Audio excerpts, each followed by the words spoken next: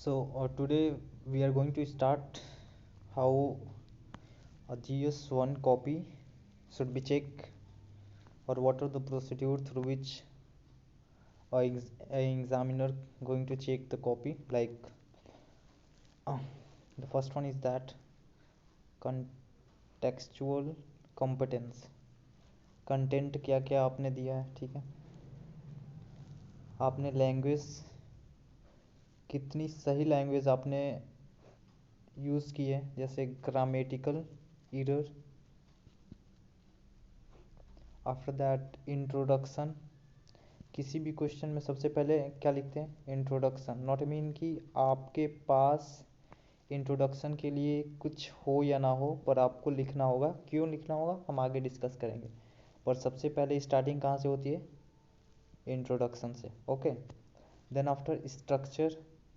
अब स्ट्रक्चर का क्या मतलब है? देखिए, सबसे पहले हम स्टार्ट करते हैं अपने इंट्रोडक्शन से। इंट्रोडक्शन लिखना क्यों ज़रूरी है? क्योंकि आपका आंसर सीट 3 हेड में डिवाइड होगा। The first one is that intro. किसी भी प्रश्न का अगर आप आंसर लिख रहे हैं, if you are going to write the answer of any question, you must have to write in a 3 stage. Like first one is the introduction, and then after the body part, and then after conclusion. Okay, so introduction basically not mean that you are going to write the perfect introduction like what I will show you in this video. Not I mean you are the not a perfect person, but yes, you have to write, you should have to write at anyhow at any cost, because half marks must be dedicated on that. अगर आप introduction नहीं लिख रहे हो, तो जहाँ आपको half marks या 1 मार्क्स मिलने चाहिए थे आउट ऑफ 15, आप उसको लूज कर दोगे। So introduction must. Introduction means what? Regarding the question, if you find some words like keywords, then you should have to just define it or write something about that. Okay, so basically you have to write introduction. Clear? Because it's contain 1 marks or half marks. If 10 marks question, then I think it's contain 1 or I think half marks exactly. And if it is a 15 mark question, then its worth is 1 marks. Okay, तो अगर आप introduction लिख दिए हो, ठीक है, तो basically last में बीच में आता है बॉडी पार्ट। क्या आता है? Body part. अब देखिए, बॉडी पार्ट में सेंटर पार्ट होगा। आपके पास 2 पेजेस होंगे, आप उसमें डिसाइड करिएगा कि 2 पेज में, अगर आपके पास 2 पेज हैं तो यहाँ पे इतना इंट्रोडक्शन हुआ, फिर आपने बॉडी पार्ट यहाँ से स्टार्ट किया, यहाँ तक आपका बॉडी पार्ट आया, फिर यहाँ पे कंक्लूजन हो गया। ओके, तो बॉडी पार्ट में हम क्या लिखते हैं, कैसे लिखते हैं? अच्छा, ये तो बहुत ही क्लियर है कि किसी भी एस्पिरेंट को किसी भी क्वेश्चन का एग्जैक्ट आंसर नहीं आता जब तक कि वो क्वेश्चन स्ट्रेट फॉरवर्ड ना हो। What it mean, I just explain in the future later कि why I am saying that nobody is perfect to write accurate answer or exact answer of any प्रश्न, of any question. Okay, so body part basically means regarding the question, whatever they want, or what is the demand of the question, you must have to meet that demand. Okay, demand मतलब क्या कह रहा है question actually में, वो critically examine करने के लिए कह रहा है, किसी सिचुएशन को, किसी प्रश्न को एलोब्रेट करने के लिए कह रहा है, किसी प्रश्न पे, किसी क्वेश्चन को एक्सप्लेन करने के लिए कह रहा है। ठीक है, एक्सप्लेन करने के लिए कह रहा है, एग्जामिन करने के लिए कह रहा है। आपको बहुत ही क्रिटिकली इसको देखना होगा कि आखिर में क्वेश्चन में पूछ क्या रहा है, डिमांड क्या है क्वेश्चन की। अदरवाइज आप बॉडी पार्ट में कुछ भी लिख दोगे, they are not going to assign you any marks on that. somehow what I had listened is that they just give you the negative mark if you're going to write randomly, and if you don't have knowledge, I will make you know ki how you should have to approach the body part. But आपको कुछ भी body part में लिख के नहीं आना है। Okay, तो क्या लिखना है, आपको लास्ट के कीवर्ड्स पे फोकस करना है कि वो आपको एक्सप्लेन करने के लिए कह रहा है, क्रिटिकली एग्जामिन करने के लिए कह रहा है, या क्या कह रहा है। ठीक है, फाइनली अगर आप बॉडी पार्ट लिख देते हो तो लास्ट में क्या लिखना होता है, कंक्लूजन। ओके, अब कंक्लूजन में क्या होता है, कंक्लूजन में कुछ नहीं, जो आपने क्वेश्चन लिखा है एटलीस्ट जस्ट टू, और जो आपने आंसर लिखा है ऊपर बॉडी पार्ट में और इंट्रोडक्शन में, जस्ट इन दोनों को 1 और 2 लाइन में कंक्लूड कर दो, सिंपल समरी टाइप का, कि आपने बताया क्या है, वे फॉरवर्ड क्या है, इस चीज़ से जो भी रिलेटेड हो, max to max 1 or 2 line. Why you should have to write conclusion, because it's contain one half or 1 marks, maybe I think 1 or half marks. तो अगर आप इंट्रोडक्शन लिखते हो और कंक्लूजन लिखते हो, जो कि कभी परफेक्ट नहीं होगा, if you are thinking that कि आप 1 साल बाद जब वेल प्रिपेयर्ड हो जाओगे, 1 ईयर 2 ईयर, तब आप एग्जैक्ट आंसर लिख पाओगे, एग्जैक्ट कैलकुलेशन कंक्लूजन लिख पाओगे, it is not possible. You are a human being. I understand how they used to ask the question, how they just try to uh, uh, critically present their question in such a way that you are going to get afraid of that. So it's too complicated to think in a very short period of a time कि okay, मैं इस question का इस तरीके से approach करूँ, नहीं possible नहीं है. तो आपको क्या करना है ना, आपको एक जनरल अप्रोच लेके चलनी है कि हाँ, अगर मैंने क्वेश्चन देखा तो एक with in fraction of second मेरे पास एक स्ट्रेटेजी होनी चाहिए कि एटलीस्ट मैं 3 या 4 लाइन में इंट्रोडक्शन लिख दूँ, खत्म. You don't have to think, just 15 to 20 second, that is more than enough for the introduction. And if you are lazy guy, then 1 minute is more than enough for the introduction, and the same manner for the conclusion also. और इन्हें लिखना क्यों है, क्योंकि marks मिलेगा, समझ गए. Okay, सबसे बड़ी बात है मार्क्स लेना कहाँ से. ठीक है, लेना कहाँ से है और कैसे लेना है. चलिए एक सैम्पल क्वेश्चन देखते हैं. ये टॉपर्स का आंसर शीट है, 10 मार्क्स का क्वेश्चन है.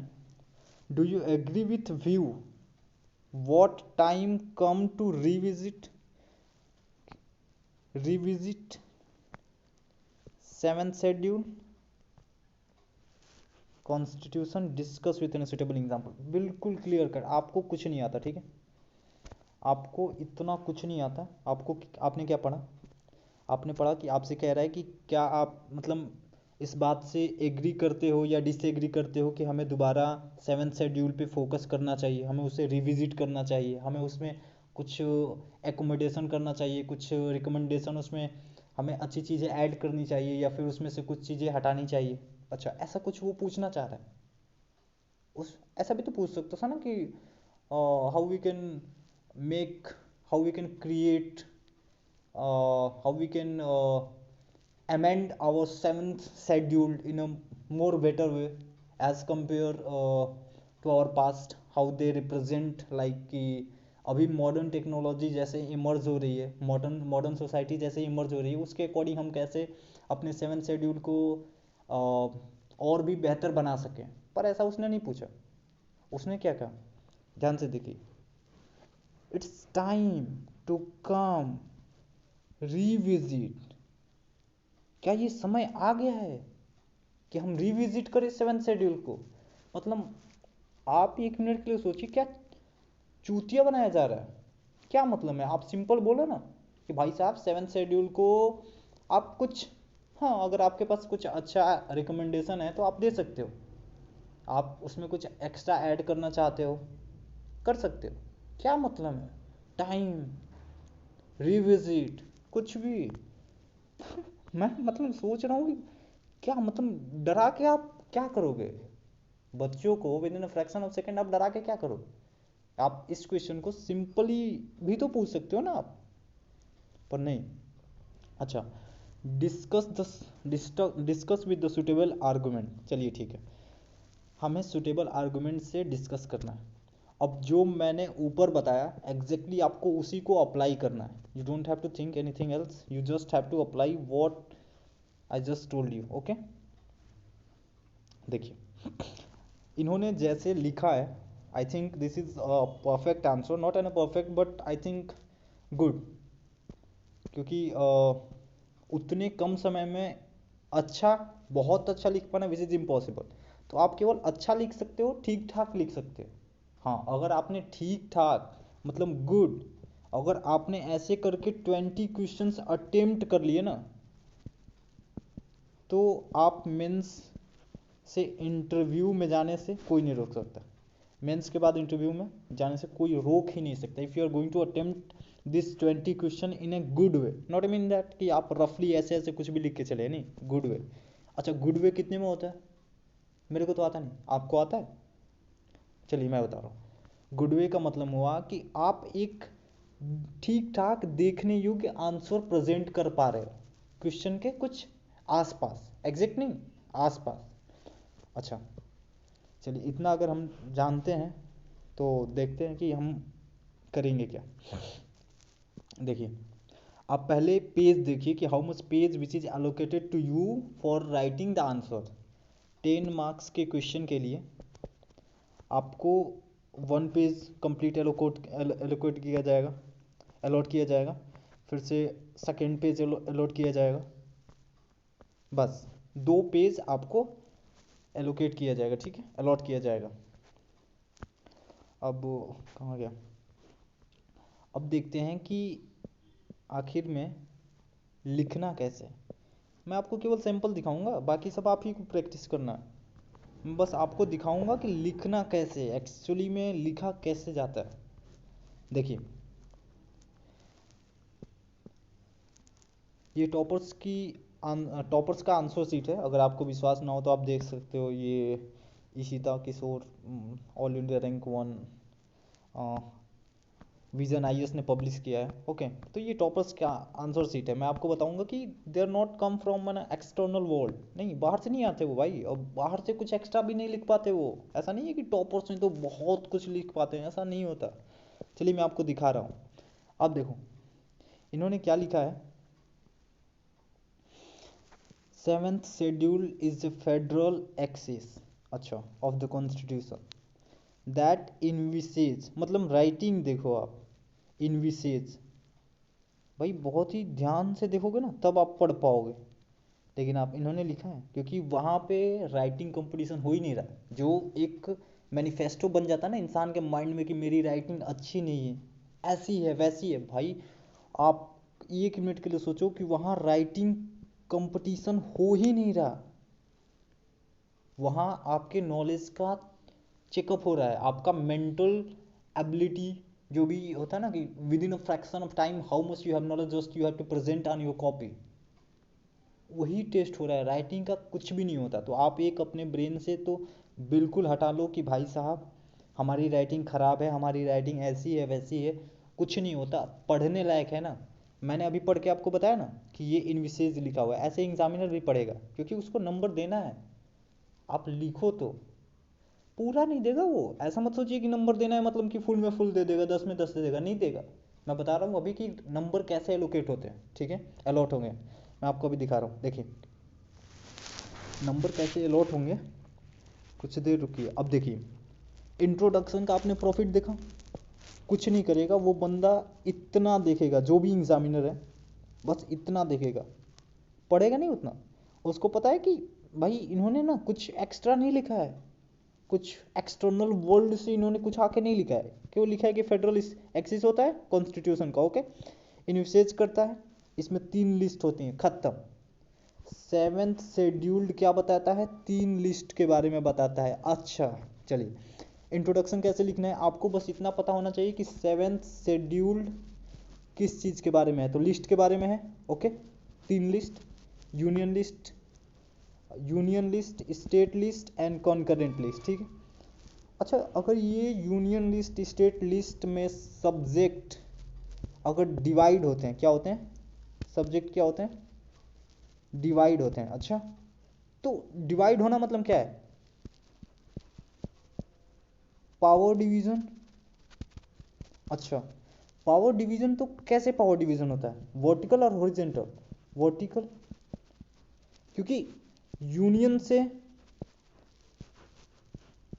यूनियन को एलोकेट हुआ है, उसके बाद स्टेट को अलॉट हुआ है, उसके बाद डिस्ट्रिक्ट लेवल पे कंकरेंट लिस्ट बनाया गया है, मतलब वर्टिकल डिवीजन ऑफ पावर हुआ है। आप समझ गए? इसमें आपको कुछ कुछ नहीं सोचना, मैं कुछ ऐसा नया नहीं बता रहा हूँ आपको जो जो ऐसा है कि मैं बस जानता हूँ और कोई नहीं जानता, नहीं। ये वही है जो आपने पढ़ा है, जो हमें पढ़ाया जाता है, बस हम इस चीज़ पे फोकस नहीं कर पाते। हम बस यही सोचते हैं कि क्या लिख दूँ, ऐसा क्या लिख दूँ कि मतलब मेरे को ही आउट ऑफ 10 मिले। कभी नहीं मिलेगा। आप एग्जैक्ट कॉपी करोगे ना, गूगल से कॉपी करोगे, फिर भी नहीं देगा वो, फिर भी कहेगा कि I am not very much satisfied with your answer, I think somebody else who is going to write some better answer as compared to you। नहीं होगा बस सेटिस्फाई। तो आपको बस गुड आंसर लिख के आना है, बेटर के बारे में नहीं सोचना है। बेटर हो जाए अलग बात है, ठीक है। अब देखिए, इन्होंने कहा है कि इनका इंट्रोडक्शन उतना भी अच्छा नहीं है मेरे ख्याल से, क्योंकि यहाँ पे हम ऐसे लिख सकते थे कि ये फेडरल एक्सिस है which shows that how the federal structure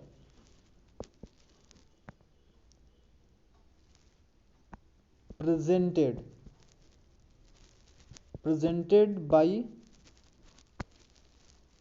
distributing the subject in 3 list. Okay, मैंने क्या कहा कि ये एक फेडरलिस्ट। अच्छा, इंट्रोडक्शन कैसे अच्छा हो सकता है, तो बहुत ही सिंपल सी बात है, जो आपको आता है वही लिखा। मैंने बस इतना बोला कि ये एक फेडरल एक्सिस होता है, ठीक है, जिसके थ्रू हम लिस्ट बनाते हैं। उस लिस्ट से क्या होता है, पावर का डिवीजन होता है, और कहीं ना कहीं अगर डिवीजन हो रहा है मतलब फेडरलिज्म आ रहा है, ठीक है। अब देखिए कैसे होगा ये, इसके बाद इंट्रोडक्शन खत्म। इंट्रोडक्शन का जो 1 मार्क्स था आपको मिल जाएगा, हाफ और 1 मार्क्स जो भी हो। I am not very much sure कि 1 मिलता है कि हाफ मिलता है, बट आई थिंक 10 मार्क्स में हाफ मिलता है, और 10 मार्क्स में हाफ मिलता है, और 15 मार्क्स वाले में 1 मिलता है। तो आपको यहाँ पे हाफ मार्क्स मिल गया है, ज़्यादा नहीं सोचना। अब आप बताइए कि फेडरलिज्म और 7 शेड्यूल में आपको कितना सोचना होगा, खत्म। आपको आता है तो with in fraction of second. अब आता है बॉडी पार्ट। क्या आता है इसमें? 10 नंबर में मैक्स टू मैक्स 4 और 5 मार्क्स मिलता है। तो आप ऐसा सोचो हिम्मत कि मैं 10 में 10 लेते आऊँगा, नहीं आएगा। बॉडी पार्ट में मैक्स टू मैक्स किसी को अगर मिले तो 5 मार्क्स मिल सकता है, मैक्स टू मैक्स 7 मिल सकता है, या 6 मिल सकता है, max to max, which is going to be the perfect answer sheet, which is going to be the perfect answer. आप परफेक्ट नहीं हो, you have to only be a good one, like you have to represent what you know in a very clean manner, कि हाँ मेरी copy देखने लायक है, मैंने सारे क्वेश्चन अटेम्प्ट किए हैं, आप चेक करिए। ओके, अच्छा, इतना होने के बाद बॉडी पार्ट कैसे लिखना है इस पे हम डिस्कस करते हैं। ओके, देखें, बॉडी पार्ट में सबसे पहला है स्ट्रक्चर। अच्छा, ये स्ट्रक्चर क्यों बनाना है आपको?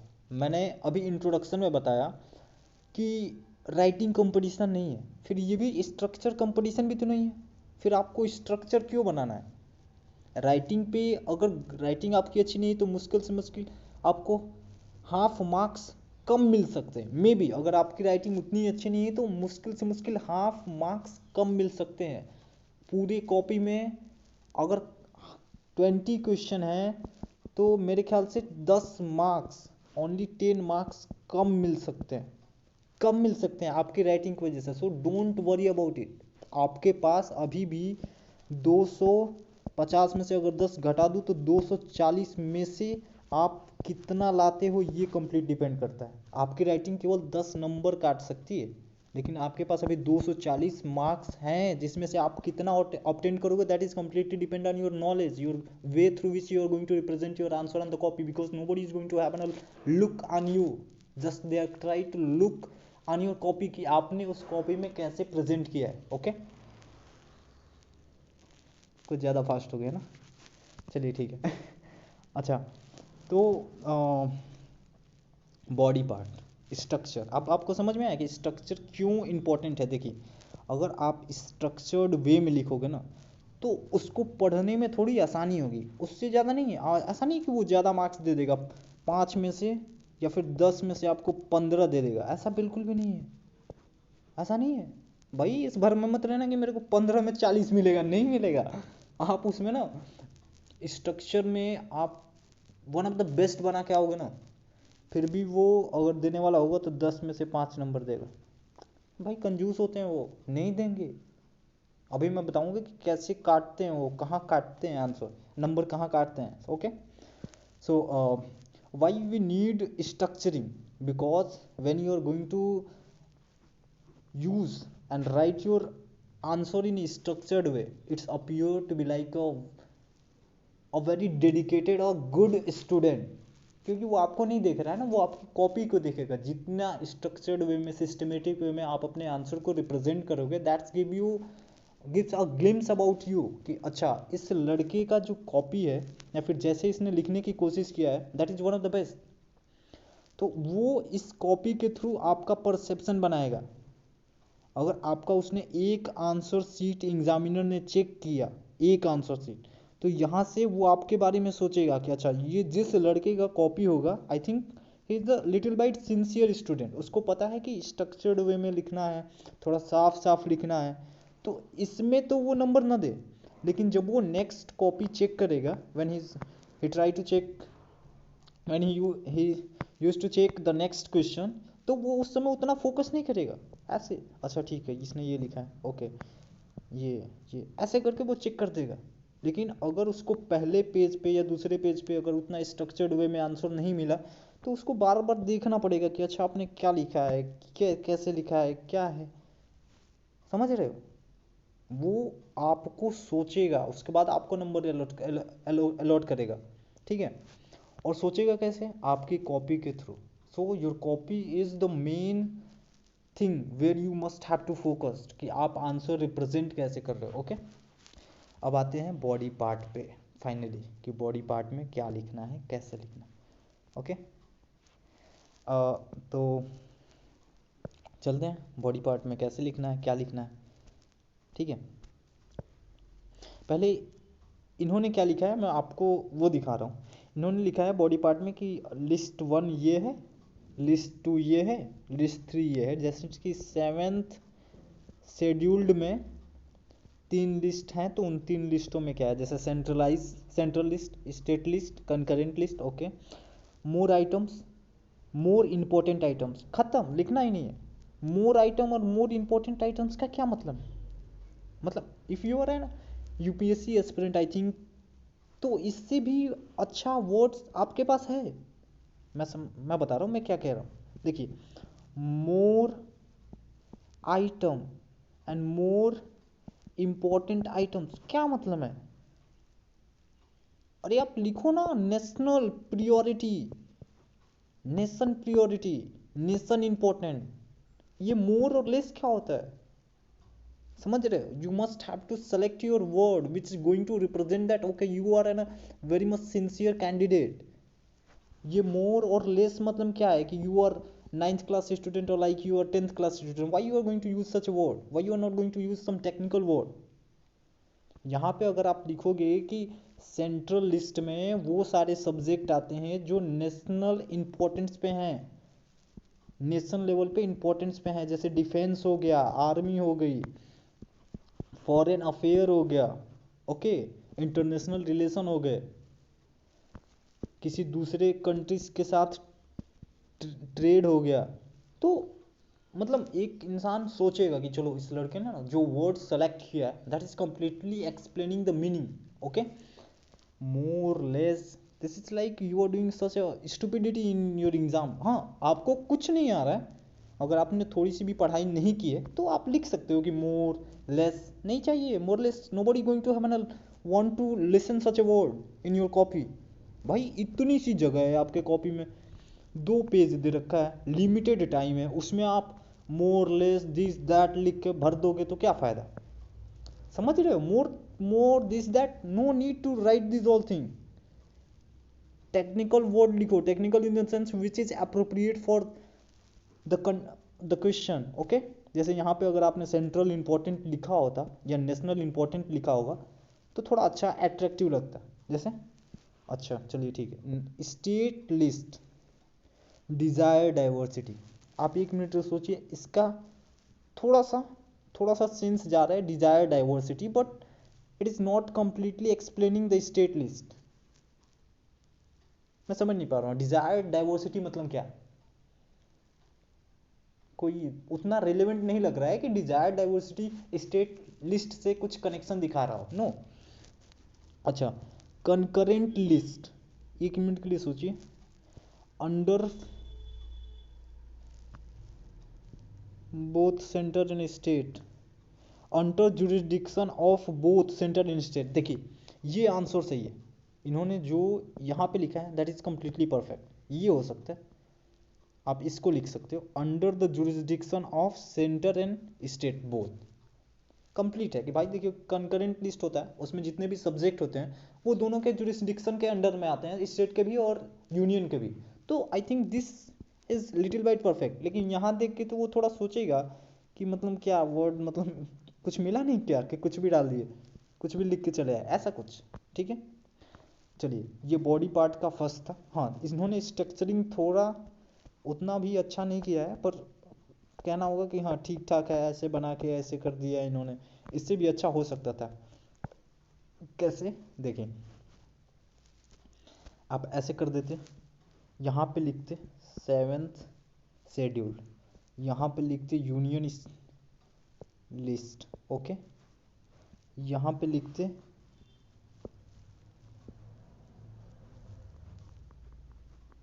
स्टेट लिस्ट, यहाँ पे लिखते कंकरेंट लिस्ट, ओके।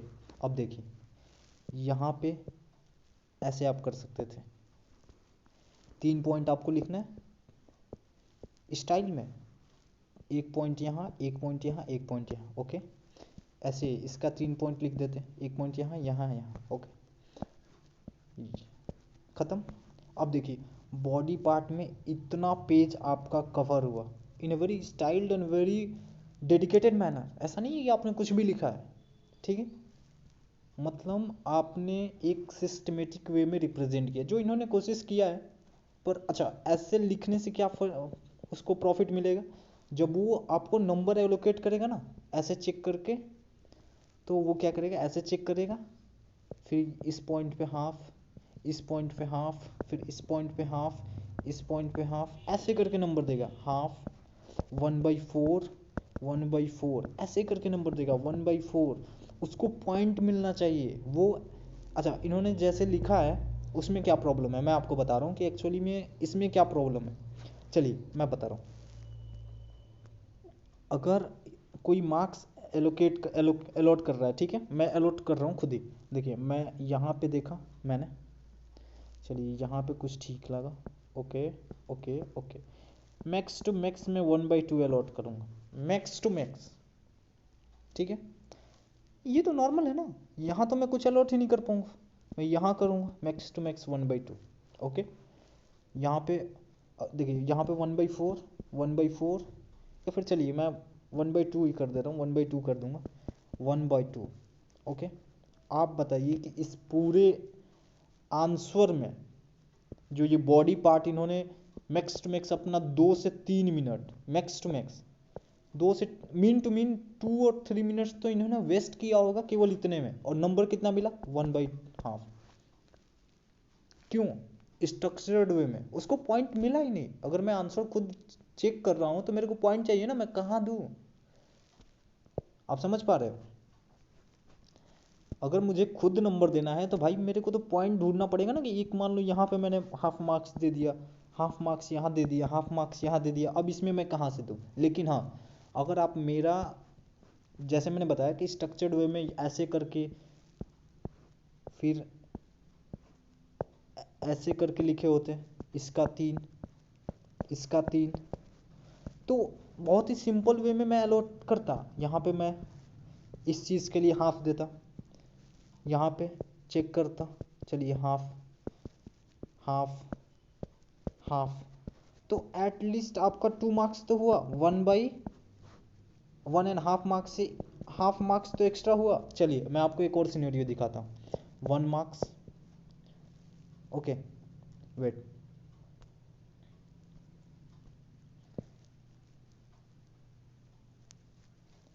देखिए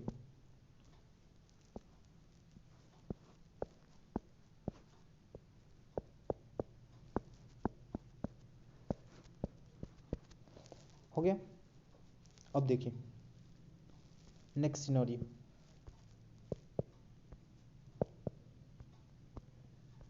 1/4, 1/4, 1/4, 1/4, 1/4, 1/4, 1/4, 1/4, 1/4। अब देखिए इसको ऐड करिए, 1 मार्क्स, 2 मार्क्स,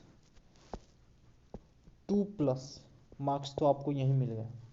मैं आपको मिनिमम मार्क्स दे रहा हूँ, I am not giving you the best marks. आप समझ नहीं रहे हो, मैं आपको 1/4 दे रहा हूँ केवल। ऐसा नहीं है मैं आपको बहुत ज़्यादा मार्क्स दे रहा हूँ, नहीं 1/4 दे रहा हूँ, लेकिन आपको कितना मिला, 2 प्लस, समझ रहे हो, 2 प्लस उसी सेम चीज़ के लिए जिन्होंने इसमें हमें मिला था 1/1.5 मार्क्स, वहीं पे 2 प्लस केवल इसमें मिल गया आपको, और यहाँ का अगर हाफ ऐड कर दोगे तो मान लो 3 मार्क्स हो गए। अब समझ पा रहे हो मैं क्या कह रहा हूँ कि स्ट्रक्चर्ड का क्या प्रॉफिट होता है, आप सिनेरियो समझो, ठीक है। तो मैं केवल इस क्वेश्चन पे बता रहा हूँ, आप हर एक क्वेश्चन को एक सिस्टमेटिक वे में सोचो कि इस क्वेश्चन के लिए कैसे लिखा जा सकता है। चलिए ठीक है, अभी ये इंट्रोडक्शन है। अगर आपने यहाँ पे 2 मार्क्स या 2 प्लस मार्क्स यहाँ पे अगर आपने सिक्योर कर लिया, तो मुझे नहीं लगता कि अगर 2 प्लस मार्क्स अगर आपने इतने में सिक्योर कर लिया तो आगे जो भी आप लिखोगे 2 प्लस तो होगा ही। तो 2 प्लस कितना हो गया, 4 हो गया, 4 प्लस हो गया, मैक्स टू मैक्स 5 एलोकेट होता है। अगर आपको 5 मिले 10 में तो आप 1 मिनट के लिए एज्यूम करिए कि 250 में से अगर आपको आधा मिल रहे हैं, मतलब 125, जो कि वन ऑफ द बेस्ट होगा अगर आप ऐसे करके एज्यूम करके लिखोगे तो। अब आपको बात समझ में आई मैं क्यों कह रहा था कि introduction and conclusion is the best thing when you are going to write your answer. You must have to dedicate minimum to minimum 30 second on that. आपको you don't have to write the best answer, you have to just represent yourself कि हाँ मुझे कुछ आता है, मैं introduction में कुछ बता सकता हूँ। समझ रहे हो, ओके देख लिए। अब ऐसा तो नहीं है ना मैं कुछ उल्टा दिखाया या फिर कुछ ऐसा जो फैक्चुअल है ही नहीं, काल्पनिक है। सारी चीज़ें मैंने आपके सामने प्रेजेंट किया, आपको 10 में से 4 में मार्क्स ऐसे दिखा दिया बिना कुछ कहे। अगर यहाँ पे आप 2 नंबर सिक्योर कर लेते हो इस पेज से, तो इस पेज पे भी 2 नंबर आपको मिल जाएगा, और 2 नंबर मिल गया तो लास्ट में कंक्लूजन और वे फॉरवर्ड्स में 1.5 मार्क्स मिल जाएंगे। 4/5, 4.5 मार्क्स या फिर 5 मिल सकते हैं। तो 5 मिलना मतलब क्या है, 50%। ऐसे ही जब 15 मार्क्स का क्वेश्चन होगा उसमें क्या हो जाएगा, 7 और 7.5 या फिर 8 मार्क्स मैक्स टू मैक्स। अगर आपने बहुत अच्छा आपके पास कंटेंट है तो 9 मिल सकता है, 10 मिल सकता है, कभी कभी तो 12 भी मिलता है। तो आपको एक सिस्टमेटिक वे में रिप्रेजेंट करना आना चाहिए। अच्छा ये आएगा कैसे, कौन बताएगा कि हमें कैसे रिप्रेजेंट करना है, मैं हूं ना। आपको देख देख के सीखना होगा। आप टॉपर्स नोट्स का गूगल पे जाइए, सर्च करिए, किसी भी टॉपर्स का आंसर सीट सर्च करिए, आप खुद उसको चेक करिए कि अच्छा इन्होंने ऐसे लिखा है, मैं क्या इसमें कुछ ऐड एक्स्ट्रा कर सकता हूँ, कुछ और सिस्टमेटिक वे में कर सकता हूँ। जैसे मैंने आपको दिखाया कि फर्स्ट कॉपी में जो जो इन्होंने ऐसे रिप्रेजेंट किया है लाइन से, ऐसे करके मैंने कुछ नहीं किया, मैंने कुछ एक्स्ट्रा यूज़ नहीं किया। मैंने यहाँ पे 7 शेड्यूल लिखा, ऐसे तीर मार दिए, ख़त्म। फिर यहाँ पे एक बनाया, ऐसे कर दिया। कोई दूसरा लड़का होगा वो क्या करेगा, वो ऐसे कर देगा, यहाँ पे 7 शेड्यूल लिखेगा, यहाँ पे तीर मारेगा यूनियन, एक यहाँ पे लिखेगा, एक यहाँ पे लिखेगा, यहाँ पे 3 पॉइंट, यहाँ पे 3 पॉइंट, यहाँ पे 3 पॉइंट, तो अपना अपना तरीका है कि आप कैसे इफेक्टिव एंड सिस्टमेटिक वे में अपनी चीज़ों को रिप्रेजेंट कर रहे हैं। बस नॉर्मल नहीं लिख पाना है। अच्छा, इसका लिखने का प्रॉफिट क्या है कि आप ऐसे ऐसे ऐसे ऐसे लिखोगे। आप लाइन बाय लाइन क्यों नहीं लिख सकते भाई? लाइन बाय लिखने में ना तुम पेपर कभी कंप्लीट कर ही नहीं पाओगे। You will never able to complete your paper within the time limit which is allotted to you. अच्छा, क्या मतलब है कि मैं अगर लाइन बाय लाइन लिखूं तो पेपर कभी कंप्लीट ही नहीं होगा? मैं समझ नहीं पाया। मैं सच में मतलब क्या है, मैं अगर लाइन बाय लाइन लिखूंगा तो क्या प्रॉब्लम है? ऐसे अगर लाइन बाय लाइन लिखूं तो क्या प्रॉब्लम है? नहीं होनी चाहिए ऐसे ऐसे ऐसे।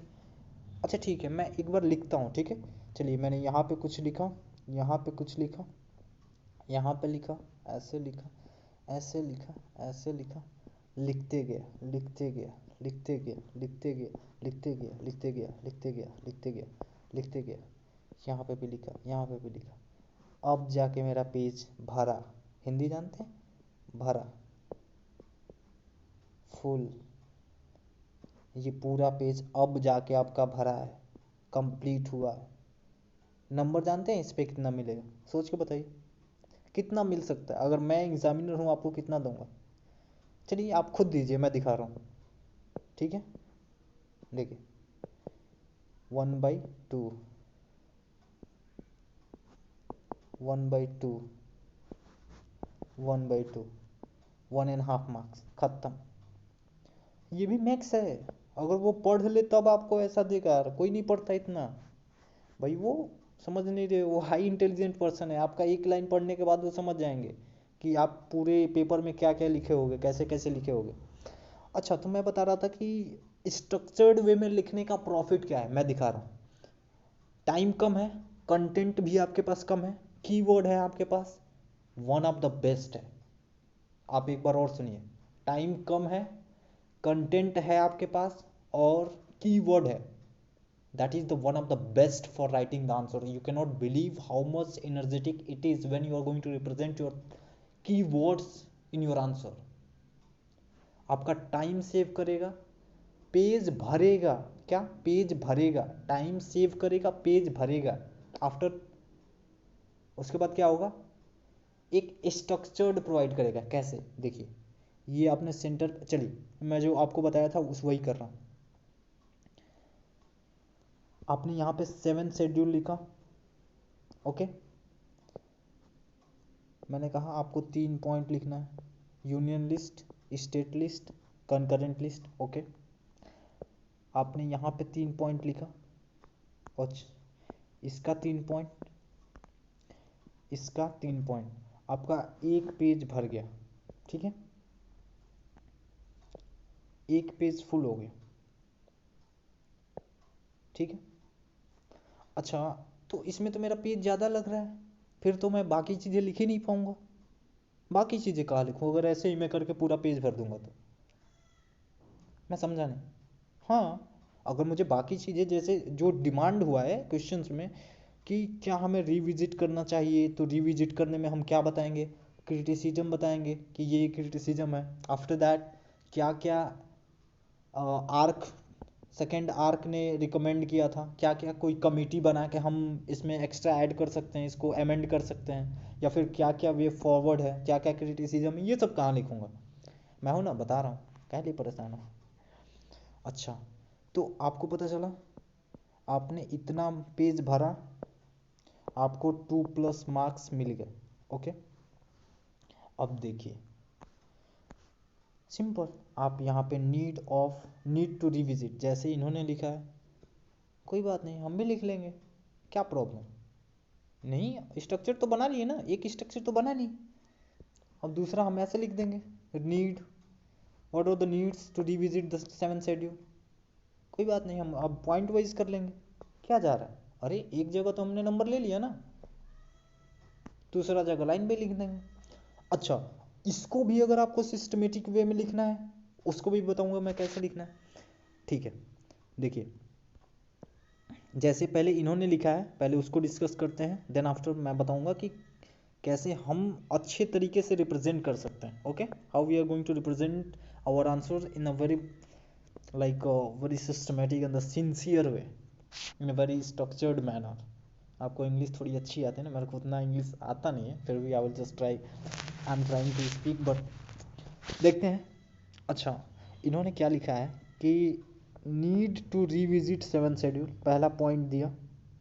Criticism, quasi judicial, this that. अच्छा, democratic decentralization, this is something technical word. This is technical word. Technical in the sense which is related to your subject. Second, dark, good. Role of state increase करके, ठीक है. इन्होंने 4 point लिखा, 2 यहाँ 2 यहाँ, ठीक है. 4 1 5 पॉइंट. चलिए मैं मान लेता हूँ 5 पॉइंट लिखा है इन्होंने. ओके, यहाँ पे मैं अलॉट करूँगा हाफ मार्क्स. देखिए यहाँ पे मैं कितना अलॉट करूँगा, हाफ मार्क्स. कैसे, देखिए यहाँ पे अलॉट किया मैंने हाफ. अरे यार, रेड कलर क्यों नहीं आ रहा भाई, आ जाओ. फर्स्ट पॉइंट पे मैं अलॉट करूँगा हाफ मार्क्स. ओके, यहाँ पे किया हाफ मार्क्स. चलिए यहाँ पे हो गया हाफ. अच्छा हाफ. चलिए इन्होंने 5 पॉइंट लिखा है, तो मैंने 5 बार हाफ मार्क्स इनको अलॉट किया है. ऐसा भी नहीं होता, कभी कभी क्या होता है ना कि एग्जामिनर थ्रू आउट देख लेगा कि अच्छा आपने 5 पॉइंट लिखा है, चलिए कोई बात नहीं, मैं 1/4 अलॉट करूँगा. नहीं, they are not going to have an look on your answer कि आपने कितना अच्छा लिखा है. नहीं भाई, they have to allot marks only. हाँ, थोड़ा बड़ा पढ़ेगा, अगर थोड़ा अच्छा लगेगा तो चलो कहीं 1 दे देगा, कहीं दे देगा, हर जगह नहीं देगा भाई. वो कंजूस होते हैं बिल्कुल. उनको ना डर लगता है कि अगर मैं कहीं गुड मार्क्स दे दिया ना, तो सामने जो यूपीएससी वाले और मेंबर है ना, वो मेरे को खा जाएंगे कि how is it possible that a candidate who is going to secure 10 out of 10 in any answer. मतलब अगर आपने 10 आउट ऑफ 10 ऑब्टेंड किया या 10 आउट ऑफ 9 ऑब्टेंड किया है, that means that your answer is the one of the perfect in India. There is nobody else who is going to write better than you your answer. तो ऐसा हो ही नहीं सकता ना. उनके पास तो कुछ स्टूडेंट गए हैं, शायद कोई फिलोसफर होगा, कोई पॉलिटिशियन होगा, कोई इकोनॉमिक्स होगा, कोई पॉलिटिकल साइंस का स्टूडेंट होगा जो आपसे भी अच्छा लिख दे इस क्वेश्चन का आंसर. क्या समझे, हो सकता है ना भाई. आप तो जर्नलिस्ट हो ना, आप तो जनरली हर एक चीज़ पढ़ रहे हो. कोई इकोनॉमिक या पॉलिटिकल का एक्सपर्ट होगा, वो आपसे भी अच्छा इसका आंसर लिख दे, तो वो आपको मैक्स देंगे ही नहीं कभी. मैक्स देंगे भी तो रोते रोते देंगे, हंसते हंसते नहीं देंगे, रोते रोते देंगे कि चलो मतलब देना पड़ रहा है, ऐसे करके.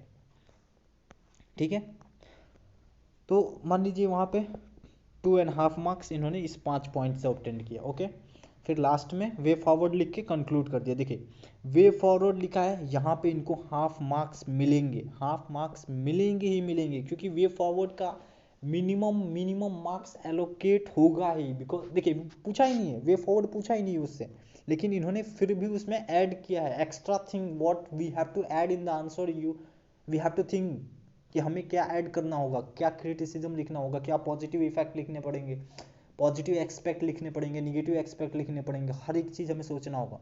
ओके, तो वे फॉरवर्ड इन्होंने लिखा जो एक्स्ट्रा मार्क्स देगा, क्योंकि क्वेश्चन में कहीं नहीं पूछा है कि आप वे फॉरवर्ड या फिर ऐसा कुछ आर्गुमेंट करना था, आपको सुटेबल आर्गुमेंट करना था. वे फॉरवर्ड की तो बात ही नहीं हुई थी, या फिर ऐसा तो पूछा नहीं था कि कुछ अच्छी चीज़ें बताइए पर्टिकुलरली, लेकिन इन्होंने बताया, मतलब इनको एक्स्ट्रा मार्क्स एलोकेट होगा. अच्छा, मतलब मैं कुछ भी एक्स्ट्रा लिख के आऊँगा तो अच्छा मार्क्स मिलेगा? नहीं मिलेगा, बिल्कुल भी नहीं मिलेगा. क्या मतलब है, एक जगह आप कह रहे हो कि वे फॉरवर्ड लिखने पे एक्स्ट्रा मार्क्स मिलता है, अभी आप कह रहे हो कि एक्स्ट्रा लिखने पे मार्क्स नहीं मिलता. हाँ बिल्कुल, एक जगह आपको एक्स्ट्रा लिखने पे मार्क्स मिलेगा, एक जगह नहीं मिलेगा. यही तो आपको सोचना है कि कब मुझे एक्स्ट्रा ऐड करना है, कब नहीं करना है. अच्छा, तो ये हमें कैसे पता चलेगा, मैं समझा नहीं. कहीं हमें एक्स्ट्रा लिखना है, कहीं नहीं लिखना है, कहाँ लिखना है भाई साहब, आप ही बता दो. अच्छा, चलिए एक बार इस पे डिस्कस करते हैं, कहाँ हमें एक्स्ट्रा लिखना है, कहाँ नहीं लिखना है। अच्छा मान लीजिए आपको एक्स्ट्रा में क्या लिखना होगा, सोचिए क्या लिखना होगा। एक्स्ट्रा में क्या लिखना होगा, कुछ क्वेश्चन पूछा होगा, अगर उस क्वेश्चन के बारे में मैं एग्जैक्ट नहीं जानता हूँ तो कुछ ना कुछ वो लिख के आऊँगा जो मुझे पता है उसके रिलेवेंट में। जैसे ऊपर वाले क्वेश्चन में वे फॉरवर्ड तो उसने पूछा ही नहीं था, पर इस क्वेश्चन ने इन कॉपी में ऐड हुआ है तो उसको मार्क्स मिला है। नहीं, उस क्वेश्चन में क्रिटिसिज्म भी था, आपने ध्यान नहीं दिया, उस क्वेश्चन में क्रिटिसिज्म भी था। क्रिटिसिज्म कैसे था, कैसे क्रिटिसाइज किया गया, रिविजिट। आप 1 मिनट के लिए सुनिए कि सोचिए कि रिविजिट का मतलब क्या है। मुझे वहां जाके देखना होगा या फिर हमें उसमें चेंजेस लाने होंगे, कमेटी बैठानी होगी, हमें फिर से सारी लिस्ट को रीड करना होगा, उसे क्रिटिकली एनालाइज करना होगा, सारी कमेटी मेंबर बैठेंगी, सब लोग बैठ के सोचेंगे कि भाई क्या जो हमने सब्जेक्ट यूनियन को अलॉट किया है that is perfectly allocated to them. या फिर जैसे मैं बता रहा हूँ, जैसे जो हेल्थ सिस्टम है, जो हमारा हेल्थ सिस्टम है, क्या 1 मिनट देखिए, जो हमारा हेल्थ सिस्टम है वो किसको दिया गया है, आप बताइए किसके अंडर में है, स्टेट के अंडर में। ओके, स्टेट के अंडर में है हेल्थ सिस्टम। आप एक बात बताइए कि जब कोविड-19 आया था तो क्या जो जितने भी स्टेट थे वो सफिशिएंट थे कोविड-19 को काउंटर करने के लिए? नहीं, बिल्कुल भी नहीं। एग्जैक्टली मतलब कि स्टेट लिस्ट में हेल्थ है, लेकिन जब हेल्थ की कोई इशू आ रही है नेशनल लेवल पे तो state is not sufficient to counter that problem. 1 minute के लिए आप सोचिए, ये रिविजिट का मतलब क्या है एक्चुअली। रिविजिट का मतलब है कि आपको पॉजिटिव निगेटिव दोनों एस्पेक्ट लेके जाना होगा। वो तो अच्छी बात है कि इन्होंने पॉजिटिव लिखा है या किसी ने निगेटिव लिखा है, लेकिन you must have to write both. अगर आप क्रिटिसिज्म लिख रहे हो तो आपको वे फॉरवर्ड लिखना होगा, बताने की जरूरत बिल्कुल भी नहीं है। This is a very clear mindset कि if somebody is saying that we have to revisit some subject, some schedule, so what about that, what mean that it's mean you have to just think why I have to revisit to that subject, means we need to do some correction in that, we need to some uh, need to add something extra in that which is positively like which is uh, very much related with our current situation, means our current modern technology and modern society, emergence of modern society, ऐसा कुछ। Okay, मतलब आप कह रहे हो कि revisit में हमें वे फॉरवर्ड ऐड करना था। हाँ, अच्छा, तो इन्होंने तो बहुत छोटा सा वे फॉरवर्ड ऐड किया है, मतलब इन्होंने उतना बड़ा वे फॉरवर्ड ऐड नहीं किया है। तो क्या मुझे वे फॉरवर्ड में थोड़ा और स्पेस देना चाहिए, कुछ और पॉइंट देना चाहिए? एग्जैक्टली आपको वे फॉरवर्ड में यहाँ पे एक्स्ट्रा टाइम और स्पेस और पॉइंट्स देना चाहिए था, जो इन्होंने नहीं दिया है। क्या मतलब है? पहला पूछा था नीड क्या क्या है, व्हाट आर द नीड। अब क्वेश्चन पे आते हैं, देखिए हमें रिविजिट करने का नीड क्या है।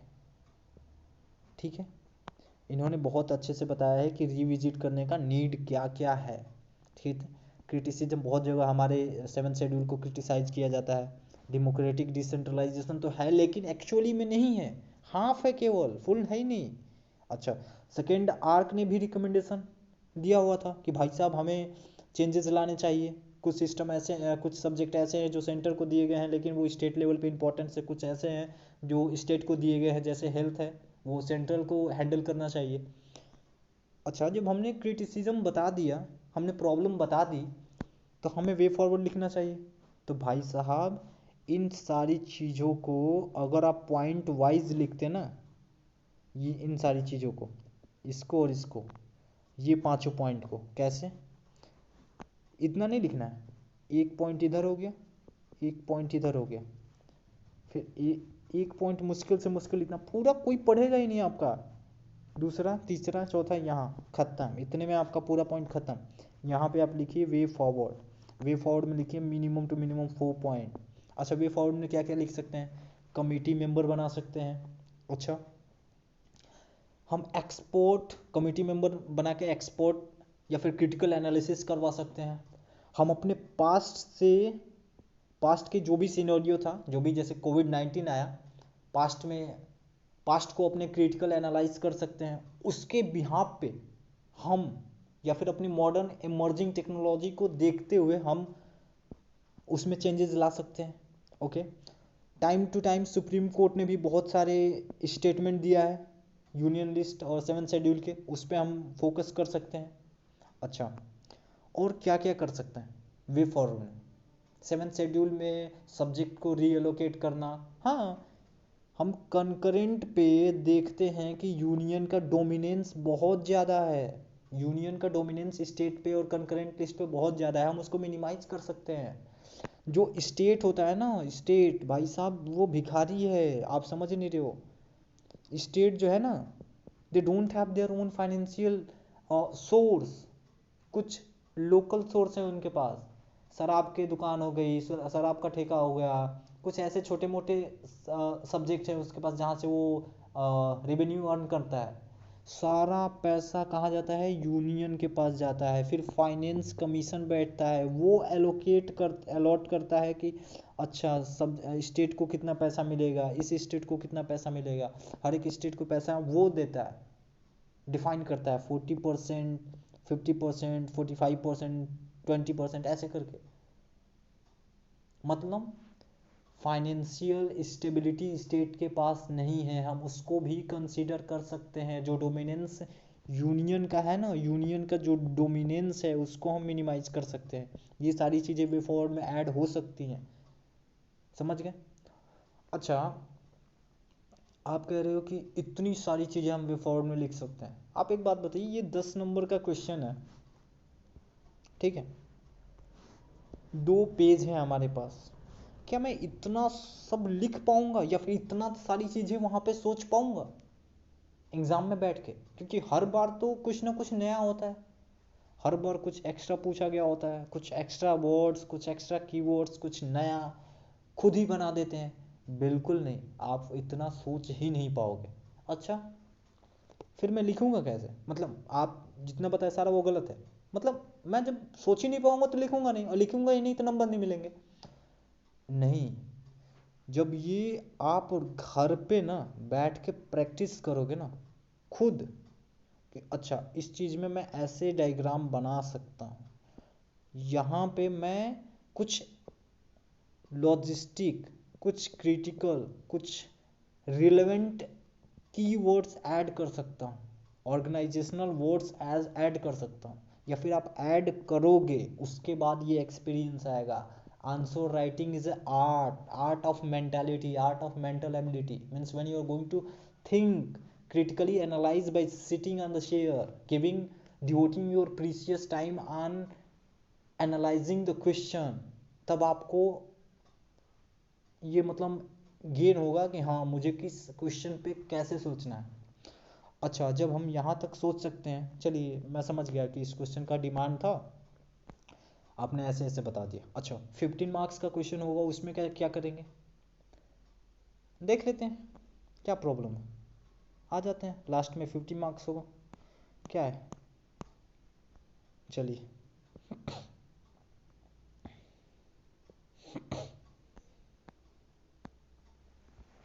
हाँ, आपको इतना तो पता होगा 15 मार्क्स में आपको 3 पेज मिलते हैं, क्वेश्चन भी बड़ा होता है, ठीक है।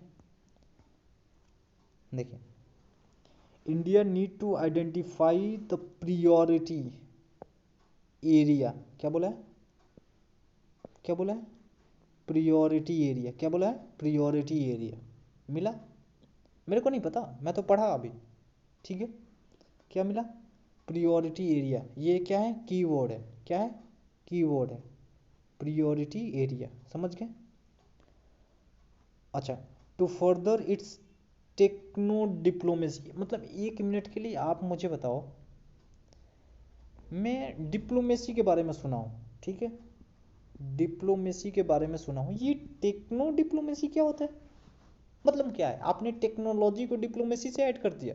डिप्लोमेसी मतलब क्या है? इंटरनेशनल लेवल पे जो भी रिलेशन है या फिर किसी भी सिस्टम को चलाने के लिए जो जो रूल्स रेगुलेशन हम फॉलो करते हैं, दैट इज डिप्लोमेसी। आप किसी भी सिस्टम को एक सिस्टमेटिक वे में या फिर किसी भी रूल और रेगुलेशन से कन्फाइंड करके आप सिस्टम चला रहे हो, दैट इज डिप्लोमेसी।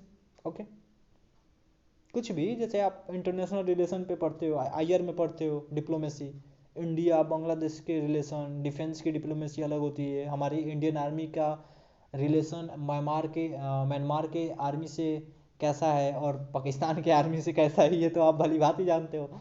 तो डिप्लोमेसी। अच्छा, टेक्नो डिप्लोमेसी मतलब कहीं ना कहीं टेक्नोलॉजी से एडेड है। अच्छा, टेक्नोलॉजी से एडेड है, आप बता सकते हो टेक्नो डिप्लोमेसी में आप कौन कौन सी टेक्नोलॉजी इसमें ऐड कर सकते हो, या फिर जब आप लिखोगे तो क्या क्या लिखोगे, अभी आगे पता चलेगा। ठीक है, कि हमें एक्चुअली में लिखना किस टेक्नोलॉजी के बारे में है। अच्छा, लास्ट में amidst complexity of expanding digital, simple, इसने कोई पार्टिकुलर टेक्नोलॉजी के बारे में पूछा ही नहीं, साफ से बोला डिजिटल। अच्छा, डिजिटल तो भाई साहब आजकल डिजिटल प्रोसेस से तो खेती भी हो रही है, एग्रीकल्चर भी हो रहा है, स्पेस में सैटेलाइट भी भेजा जा रहा है, स्पेस में सैटेलाइट भी भेजा जा रहा है, आजकल मैन्युफैक्चरिंग भी हो रही है, कंपनीज में मशीन भी आ रही हैं, वो सारी भी डिजिटल हो गई। नहीं नहीं, आपको सारी चीज़ें नहीं लिखनी, वो डिजिटल स्पेस बोला है। क्या बोला है? डिजिटल स्पेस, मतलब कहीं ना कहीं सैटेलाइट या फिर साइबर हो गया, साइबर कैफ हो गया, फिर जो भी ये स्पाइसी करके जो हैकिंग हो रही है, इन सारी चीज़ों के बारे में आपको ऐड करना होगा जो आप और हम डेली डेली यूज़ करते हैं। ओके, जैसे मोबाइल फ़ोन यूज़ कर रहे हैं तो उसके हैकिंग के बारे में आप कुछ ऐड कर सकते हैं, अभी बताऊंगा कैसे। New emerging strategic technology. अब एक बार क्वेश्चन को अच्छे से पढ़ते हैं। आपने कीवर्ड देख लिया, ये मैं पहली बार पढ़ा, मतलब मैं आपके सामने पढ़ रहा हूँ। ठीक है, इंडिया नीड टू रिविजिट, नहीं, India need to identify the priority area to further its techno diplomacy amidst the complexity of expanding the digital space new emerging. अच्छा ठीक ना, समझ गया। इसका कुछ इंट्रोडक्शन लिखा गया है, आप पढ़िएगा, मेरे लिए नहीं है, आप वीडियो को पोस्ट करिएगा, आप पढ़िएगा। ठीक है, 20 सेंचुरी में कॉम्प्लेक्स चैलेंजेस हैं। अब मान लीजिए स्पेस है, मैं इंटरनेट स्पेस की बात कर रहा हूँ। ठीक है, स्पेस है तो भाई वहाँ पे क्या क्या है, चाइना भी है, रसिया भी है, और मान लो कि उधर यूके आ गया, फिर से बहुत, मतलब जितने ये यूरोपियन कंट्री हैं, चाइना है, रसिया है, यूएस है, यूएसए है, ये स्पेस में क्या दे रहे हैं, कंपटीशन जनरेट कर रहे हैं भाई साहब, कंपटीशन जनरेट कर रहे हैं। उसी चीज़ को इन्होंने बहुत ही सिंपल वे में लिखा है कि कॉम्प्लेक्स चैलेंजेस, कॉम्प्लेक्स चैलेंजेस, क्या लिखा है, कॉम्प्लेक्स चैलेंजेस। अच्छा, इंट्रोडक्शन तो मेरे को आ नहीं रहा था भाई, यही तो उठा दिया ना, कॉम्प्लेक्सिटी को ही उठा दिया, उठा के यहाँ पे लिख दिया। देखा दिमाग, देखा उस बंदे को भी नहीं आ रहा था, इसमें से कुछ हटाया, कुछ बना के लिख दिया। डिजिटल स्पेस सारा तो इसी में दिया हुआ था, इंट्रोडक्शन तो उसने वहीं से छाप दिया। यहाँ पे थोड़ा उसने अच्छा लिखा है, न्यू इमर्जिंग टेक्नोलॉजी, हाँ यहाँ पे थोड़ा अच्छा लिखा है नेक्स्ट करके कि new emerging strategic technology. Okay, समझ गए, आपका इंट्रो कंप्लीट हो गया, यहाँ पे आपको 1 मार्क्स मिल जाएंगे। ओके, 1 मार्क्स यहाँ पे आपको एलोकेट हो जाएंगे। उसके बाद कॉम्प्लेक्सिटी ऑफ डिजिटल स्पेस। आप एक मिनट तो समझो, मैंने आपको क्वेश्चन बताया है नहीं कि एक्चुअली में क्वेश्चन पूछ क्या रहा है, मैंने आपको कुछ भी नहीं समझाया क्वेश्चन में ना, आपको वहाँ पे उतना अच्छे से समझ में आएगा कि भाई क्वेश्चन क्या क्या रहा है, कहना क्या चाहता है। आपने देखा कॉम्प्लेक्सिटी, क्या देखा, कॉम्प्लेक्सिटी कहाँ, डिजिटल स्पेस, खत्म, this is your topic to write an answer. Complexity of digital space मिला, पॉइंट मिला, कैसे आंसर का अप्रोच करना है, क्वेश्चन से ही अप्रोच करना है, बाकी बाहर से आपको कुछ नहीं आना है।